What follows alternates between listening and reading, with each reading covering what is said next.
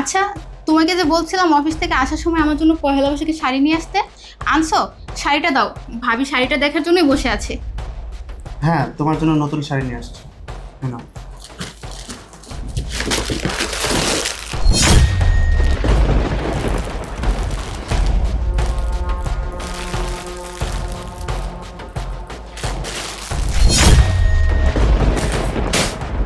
এটা তুমি কি শাড়ি আনছো? হ্যাঁ, তোমাকে আমি এই শাড়ি আনতে বলছিলাম। তোমাকে আমি বারবার বলে দিছি পহেলা বৈশাখে ঢাক ঢোলে ছবিওয়ালা শাড়ি আনতে, আর তুমি নিয়ে আসছো লাল শাড়ি। এগুলো শাড়ি কি আমার কম আছে? হ্যাঁ, এই শাড়িতে আমি কি করব?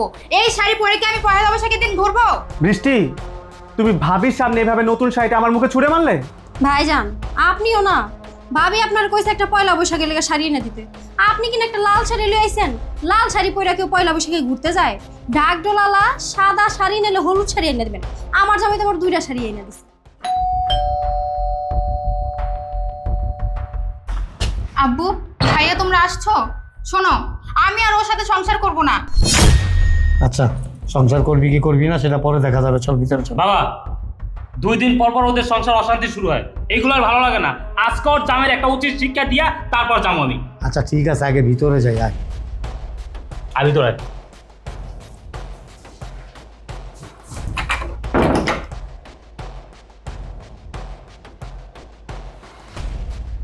কই তোর জামাই কই?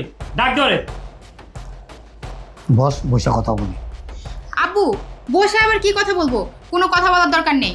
আমি ওর সাথে সংসার করব না, এটাই আমার শেষ সিদ্ধান্ত। আচ্ছা ঠিক আছে, সংসার করবি কি করবি না সেটা দেখা যাবে। আগে ওরা ডাক, ওর সাথে কথা তো বলি। আমি রাখতে পারবো না।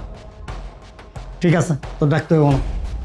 হ্যাঁ জামাই, হ্যাঁ জামাই। আসসালামু আলাইকুম আব্বা। ওয়ালাইকুম আসসালাম। কী ব্যাপার জামাই? 2 দিন পর পর তোমাদের মধ্যে কী নিয়ে এত অশান্তি হয়? তোমরা নিজেরা অশান্তিতে থাকো, আমাদেরকে অশান্তিতে রাখো। আমি অনেক শখ করে, অনেক আশা করে, অনেক স্বপ্ন নিয়ে তোমার কাছে আমার মেয়েকে বিয়ে দিয়েছিলাম, অথচ বিয়ে দেওয়ার পর থেকে এই পর্যন্ত তোমাদের মধ্যে কোনো শান্তি শৃঙ্খলা আমি দেখি না। 2 দিন পর পরই তোমাদের মধ্যে অশান্তি লাগে। আমি তোমার কাছে এটা আশা করিনি বাবা। বাবা, ওর সাথে এত নরমভাবে কথা বলার মানে কি? হ্যাঁ, এই শ্রাবণ, তোর সমস্যা কি? 2 দিন পর পর আমার বোনের সাথে অশান্তি করার কি জন্য? কি চাস তুই? আমাকে বল, আজকে বলতে হবে তুই কি চাস। এই, আমি কথা বলতেছি না? আমি আসছি তো এখানে, তুই একদম চুপ। হ্যাঁ বলো বাবা। বাবা, ও কি বলবে? ওর কি বলার মতো কোনো মুখ আছে? আমি বলছি শোনো, আমি ওর সাথে আর সংসার করব না, আর এটাই আমার শেষ সিদ্ধান্ত। আচ্ছা ঠিক আছে, আমি আপনাদেরকে সব কথা বলছি। তার আগে আপনারা বসুন, বসে কথা বলি আমরা। এই, আমরা তোর বাড়িতে বসতে আসি নাই। তুই আগে বল, 2 দিন পর পর আমার বোনের সাথে কেন অশান্তি করস? এই তুই থাম, আমি আসছি তো এখানে, আমি দেখতেছি। আচ্ছা বাবাজি, তুমি বলো তো, 2 দিন পর পর তোমাদের মধ্যে কি এমন অশান্তির কারণ হয়? অশান্তি তো আমি করি না, অশান্তি করে আপনার বোন, আপনার মেয়ে। দেখছো বাবা, ভাইয়া দেখছো, আমি নাকি অশান্তি করি? ওর কোনো দোষ নাই, এখন ও সব দোষ আমার দিতেছে। ঠিক আছে, যেহেতু আমি অশান্তি করি, আমিই খারাপ, আমি আর ও সংসার করব না। এই তুই থাম, আমি কথা বলতেছি জামাইয়ের সাথে। বাবাজি, তুমি আমাকে পুরো ঘটনাটা খুলে বলো তো। বাবা, ঘটনা আর কি বলবো, সবই আমার কপাল। আপনার মেয়ে আমার বিরুদ্ধে আপনাদের কাছে অভিযোগ দেয়, অথচ আমি কিন্তু আপনার মেয়ের বিরুদ্ধে আপনাদের কাছে কোনো অভিযোগ দিই না। আপনি বললেন না অনেক শখ করে আশা করে আপনার মেয়েকে আমার কাছে বিয়ে দিয়েছেন, আমিও কিন্তু অনেক শখ করে আশা করে ভালোবেসে আপনার মেয়েকে বিয়ে করেছি। স্বামী স্ত্রীর মধ্যে যে মিল মহব্বত ভালোবাসা থাকে, সেটা আমাদের দুজনের মধ্যে নেই। বেটা, স্বামী স্ত্রীর মধ্যে মিল মহব্বত ভালোবাসা থাকতে হলে স্বামীকে ওইরকম হইতে হয়। আমরা তো সংসার করি, আমগো তো বউ আছে। কই তোদের সংসারের মতো তো আমাদের সংসার 2 দিন পর পর অশান্তি শুরু হয় না। তোদের সংসারে তো অশান্তি কিসের? এটা তুই ভালো না, তুই খারাপ। তোর কারণে তোদের সংসার অশান্তি হয়। তুই 2 দিন পর পর আমার বোনের সাথে অশান্তি করস কেন করস? এই গার্জিয়ান কি আমি না তুই? আমি এখানে কেন আসছি? কেন আসছি আমি? তাহলে এক কাজ কর, তুই বিচার কর, আমি এখান থেকে চলে যাই। বাবা, এইভাবে কথা বলে তো হবে না। ওর গাড়া কর্তায় 2 দিন দিলে সব ঠিক হয়ে যাবে, দেখবা। একদম চুপ, ভুলে যাস না ও তোর বোনের স্বামী। একদম চুপ। বাবাজি, তুমি বলো তো আমাকে আসলে ঘটনাটা কি? বাবা, তুমি ওর সাথে এত কি কথা বলছো? হ্যাঁ, ভাইয়া যেটা বলছে সেটাই ঠিক। যদি তোমরা ওর সাথে আমাকে সংসার করাতে চাও, তাহলে আগে ওকে সাহায্য করো, তা না হলে আমাকে নিয়ে যাও তোমাদের সাথে। এই তুই থাম, বেশি পাকনামি করে। বলো। হ্যাঁ বাবা, আমি সব বলবো, কিন্তু আমি যে বলবো আপনারা তো আমাকে বলার সুযোগই দিচ্ছেন না। আপনার মেয়ে, আমি যদি ওকে ডানে যেতে বলি ও যায় বামে, আমি যদি বামে যেতে বলি আপনার মেয়ে যায় ডানে। আমি যে ওর হাজব্যান্ড, আমার ইচ্ছা অনিচ্ছা পছন্দ অপছন্দ কোনো কিছুরই দাম মূল্যায়ন কিচ্ছু দেয় না ও আমাকে। দেখছো বাবা, এখন ও সব দোষ আমার দিতেছে, ওর কোনো দোষ নাই, ও একদম দুধের ধোয়া তুলসী পাতা। শোনো বাবা, এত কথা বলার দরকার নেই, আমি ওর সাথে সংসার করব না, এটাই ফাইনাল। সংসার করবি কি করবি না সেটা আমি পরে দেখতেছি। বাবাজি, তোমাদের সাথে আগে পরে কি হয়েছে আমি কোনো কিছু জানতেও চাই না, শুনতেও চাই না। আজকে তোমাদের মধ্যে যে অশান্তির কারণটা, এই কারণটা কি এটা আমি জানতে চাই, আমাকে বলো। বাবা, আগামীকাল পহেলা বৈশাখ, তাই না? আর এই পহেলা বৈশাখে আমাদের অশান্তির মূল কারণ। তো পয়লা বৈশাখের সাথে তোমাদের অশান্তির কারণ আমি তো বুঝতেছি না কোনো কিছু। বাবা, এই পহেলা বৈশাখই তো আজকে আমাদের সংসারের অশান্তির মূল কারণ। কেন? শুনবেন? তাহলে শুনেন। আনসার নাও, শোনো না, কালকে তো পহেলা বৈশাখ, তুমি অফিস থেকে আসার সময় আমার জন্য বৈশাখের ঢাক ঢোল একটা শাড়ি নিয়ে আসবা। ওই শাড়িটা পরে আমি বৈশাখের মেলায় ঘুরতে যাব। কি হলো, চুপ করে আসো কেন? আচ্ছা ঠিক আছে, দেখা যাবে। দেখা যাবে মানে? এত কিছু জানি না, তুমি আসার সময় শাড়ি নিয়ে আসবা সেটাই জানি। আচ্ছা, আমার অফিসের সময় যাচ্ছে, আমি অফিস যাচ্ছি। আচ্ছা ঠিক আছে, যাও।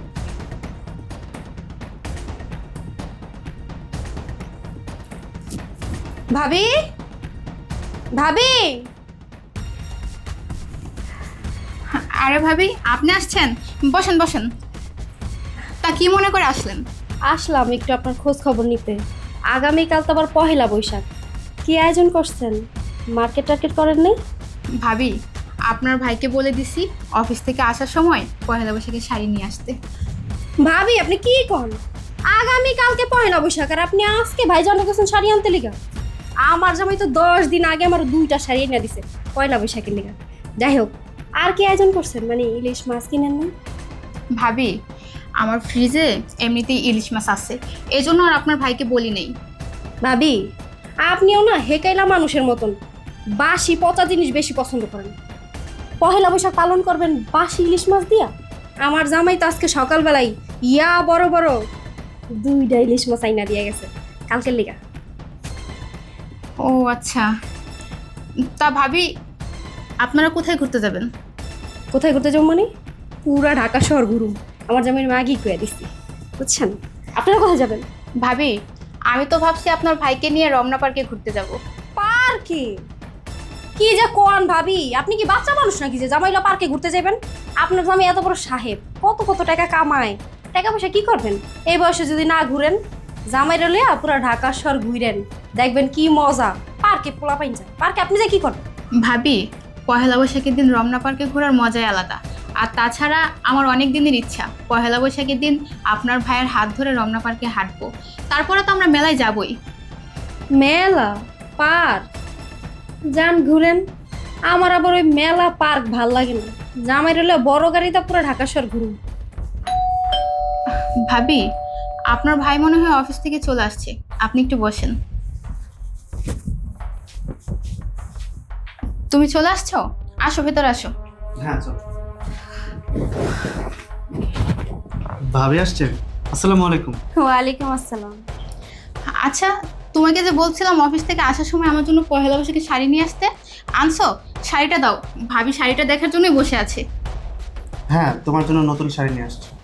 নাও।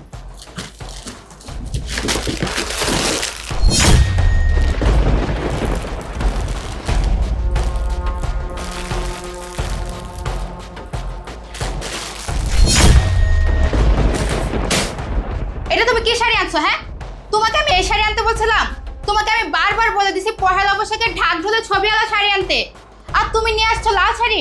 এগুলো শাড়ি কি আমার কম আছে? হ্যাঁ, এই শাড়ি দিয়ে আমি কি করব? এই শাড়ি পরে কি আমি পহেলা বৈশাখের দিন ঘুরবো? বৃষ্টি, তুমি ভাবির সামনে এভাবে নতুন শাড়িটা আমার মুখে ছুঁড়ে মারলে? ভাইজান, আপনিও না, ভাবি আপনার কইছে একটা পয়লা বৈশাখের লেগে শাড়ি এনে দিতে, আপনি কিনা একটা লাল শাড়ি লই আইছেন। লাল শাড়ি পরে কেউ পয়লা বৈশাখে ঘুরতে যায়? ঢাক ডোলালা সাদা শাড়ি নিলে হলুদ শাড়ি এনে দেবেন। আমার জামাই তো আমার 2টা শাড়ি এনে দিছে।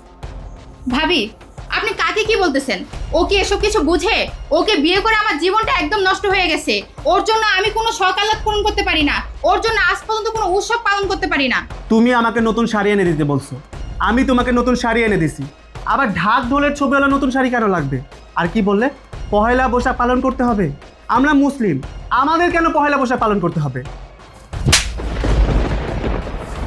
চুপ করো। একটা শাড়ি এনে দিতে বলছি, সেটা দিতে পারো না, আবার বড় বড় কথা বলো। ভাইজান, আমি কিন্তু আপনার এই কথাটা মানতে পারলাম না। আমার জামাই তো পয়লা বৈশাখ পালন করার লিগে আমার 2টা শাড়ি আর বড় বড় 2টা ইলিশ মাছ আইনা দিছে। তো কি হয়েছে? উৎসব না সবাই পালন করতে পারে। ভাবি, যত যাই হোক, সামান্য একটা বিষয় লেগে আপনি আপনার জামাইয়ের মুখের উপরে কাপড়টা এমনি ফিকা মারলেন, আবার থাপ্পড় মারলেন, এটা করা কিন্তু আপনার উচিত হয়নি। আমি কিন্তু আমার জামাইয়ের মুখের দিকে তাকাও কথা কই না। ভাবি, থাপ্পড় মারবো না কি করবো বলেন? ওরা আমি এতবার করে বলছি আমার জন্য পহেলা বৈশাখে শাড়ি নিয়ে আসতে, আর ওইটা কি শাড়ি নিয়ে আসছে? আপনার সামনে কি আমার মান সম্মান কিছু রইলো? আচ্ছা ভাবি, আপনারা ঝগড়াঝাটি করেন না, আমার বুঝ হয়ে গেছে। আপনি আর পয়লা বৈশাখে ঘুরতে যেতে পারবেন না। আচ্ছা আমি যাইগা, আমার বাসায় আবার অনেক কাম আছে, কালকে আবার ঘুরতে যেতে হবো না, অনেক কাম বাকি রয়েছে। যাই ভাবি, হ্যাঁ? তোমার সংসারে আমি করবো না। আমি এখনই কল দিয়ে আমার বাপ ভাইকে এই বাসায় আসতে বলবো।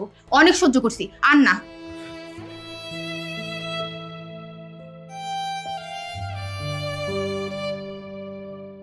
শুনেন তো বাবা, এই সংসারে অশান্তি কি করে? আমি করি নাকি আপনার মেয়ে করে? সভ্য, স্বামীর মুখে মুখে তর্ক করো, স্বামীর গায়ে শাড়ি ছুঁড়ে মারো, পাশের বাড়ির আরেক মহিলার সামনে স্বামীকে অপমান করো। তোর কি শিক্ষা দিয়ে আমি এই বাড়িতে পাঠাইছিলাম? কিরে, কি শুনতেছে সব? হ্যাঁ, তুই সবসময় বলতি তোর স্বামী তোর সাথে অশান্তি করে, আর তোর কথা বিশ্বাস করে আমরা তোর স্বামীর সাথে খারাপ ব্যবহার করছি, বাজে ব্যবহার করছি, আর এখন এগুলো কি শুনতেছি? তোর স্বামীর তোরে পয়লা বৈশাখের ঢাক ঢোলওয়ালা শাড়ি আইনা দেয় দেখে তুই পাশের বাসার মহিলার সামনে তোর স্বামীর গায়ে হাত তুলস, স্বামীকে অপমান করস, আর আমাদেরকে ডাইকে নিয়ে বলতেছস তোর স্বামীর বিচার করার জন্য। এখন দেখতেছি তোর বিচার করা লাগে। বাবা, এই সেই শাড়ি আপনার মেয়ে বলেছিল পহেলা বৈশাখের জন্য নতুন শাড়ি এনে দিতে। আমি ওকে নতুন শাড়ি এনে দিয়েছি ঠিকই, কিন্তু পহেলা বৈশাখের ঢাক ঢোলের ছবিওয়ালা শাড়ি এনে দেয়নি বলে আপনার মেয়ে আমার সাথে সিন ক্রিয়েট করে, আমার সাথে খারাপ ব্যবহার করে, এমনকি পাশের বাসার ভাবির সামনে আমার গায়ে হাত তোলে, এই শাড়িটা আমার মুখে ছুঁড়ে মারে। এর জন্য আমার উচিত ছিল আপনার মেয়েকে ঘাট ধাক্কা দিয়ে এই বাসাতে বের করে দেওয়া, সেটা তো আমি করিনি।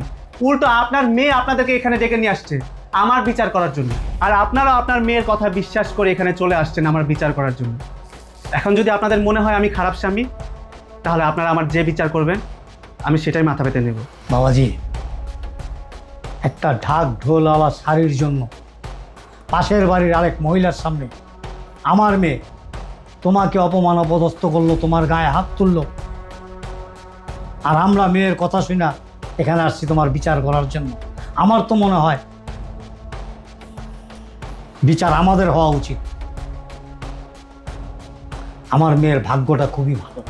তোমার জায়গায় যদি আমার ছেলে হইতো আর আমার ছেলের বউ এরকম জঘন্য অপরাধ করতো, তার গার্জিয়ানরা আসার আগেই ঘাড় ধাক্কা দিয়ে তাকে বাড়ি থেকে বের করে দিত। তুমি তো ধৈর্যশীল এবং যথেষ্ট ধৈর্য দেখাইছো। বাবা, আমরা মুসলিম পরিবারের সন্তান, পহেলা বৈশাখ তো কোনো ইসলাম ধর্মের ধর্মীয় উৎসব না, তাহলে কেন আমাদের পহেলা বৈশাখ পালন করতে হবে? শুধু পহেলা বৈশাখ না, আপনার মেয়ে এরকম অনেক ছোটোখাটো বিষয় নিয়ে আমার সাথে অশান্তি করে। বাবা, ও বলতেছে পহেলা বৈশাখের দিন ঘুরতে যেতে হবে। পহেলা বৈশাখে কেন ঘুরতে হবে? ওর যদি ঘুরতে ইচ্ছা করে আমাকে বললেই তো হয়, আমি যে কোনো দিন ওকে ঘুরতে নিয়ে যেতে পারি, ওই দিনই কেন যেতে হবে? তাছাড়া ও বলতেছে ওর ঢাক ঢোলালা নতুন শাড়ি লাগবে, ও বললেই তো আমি ওকে নতুন শাড়ি কিনে দেই। আমি তো ওকে ভালোবাসি, আমি যদি ওকে ভালোই না বাসতাম তাহলে ওর বলার সাথে সাথে আমি ওকে নতুন শাড়ি এনে দিতাম না। বাবা, বাবা, ওকে বিয়ে করার পর থেকে আমি আমার কোনো সকালাত পূরণ করতে পারছি না। পহেলা বৈশাখের দিন সবাই ঘুরতে যাবে, আর আমি কেন যেতে পারবো না? ওরে বললে ও শুধু আমাকে ইসলামিক কথাবার্তা বলে, ইসলামিক জ্ঞান দেয়। এখন তো আমার মনে হচ্ছে ওরে বিয়ে করে আমি আমার সকালাত সবকিছু বিসর্জন দিয়ে দিচ্ছি। হ্যাঁ, চুপ কর। তুই যদি আর একটা কথা বলস না, আসছিলাম তোর স্বামীকে সাহায্য করার জন্য, তোরে সাহায্য করে এই বাড়িতে যাবো।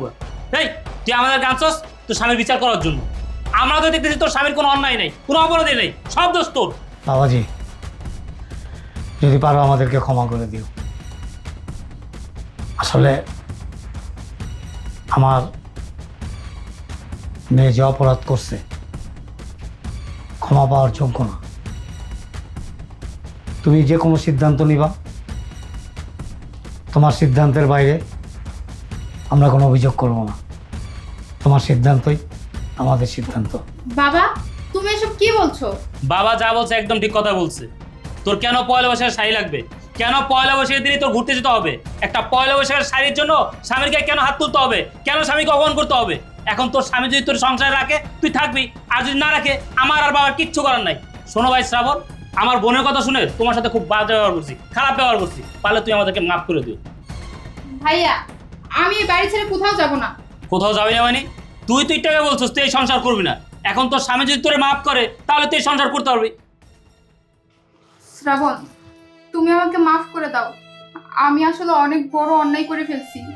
আমি ভাবির কথা শুনে তোমার সাথে অনেক খারাপ ব্যবহার করে ফেলছি। আমার মাথা ঠিক ছিল না, আমাকে আরেকটা বার সুযোগ দাও, আমাকে এই বাসা থেকে বের করে দিও না শ্রাবণ। আচ্ছা ঠিক আছে, আমি তোমাকে মাফ করে দিয়েছি, কিন্তু আমার মনের ভিতর যে ক্ষত সৃষ্টি হয়েছে সেটা সহজে ভালো হবে না। তুমি ভাবির সামনে আমার গায়ে হাত তুলেছো, এটা আমি ভুলতে পারবো না সহজে।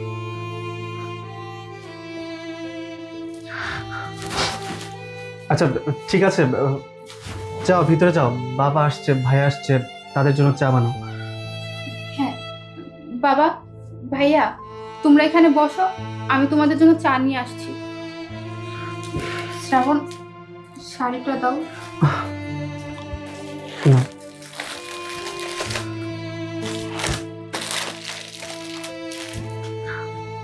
বাবা ভাইয়া বসুন। বসো।